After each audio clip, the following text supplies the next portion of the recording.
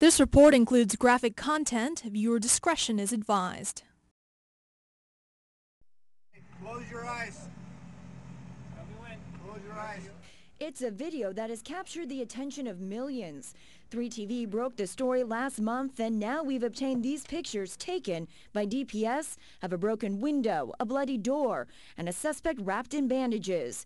That suspect, Steven Anderson, now sharing his story with the world. Inside Edition, Good Morning America, CNN. Are all following up. This is the whole reason why I put the video out there on YouTube. This Baptist pastor and father of 5 recording and releasing his run-in with DPS at a Border Patrol checkpoint near Yuma. What are you placing me under arrest for? Prepare to obey me right now. Border Patrol agents asked to search Anderson's car, but he refused. Then DPS responded and... Close your eyes.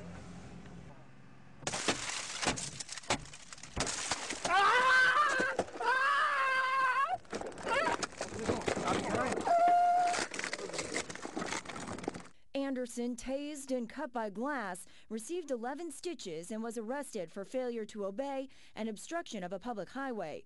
Both misdemeanors he intends to fight. DPS can say whatever they want, but the highest law in our land is the Fourth Amendment. You know, the Constitution supersedes all laws in America, and the Constitution says no search without a warrant. No search without probable cause upon oath or affirmation. Stop your eyes.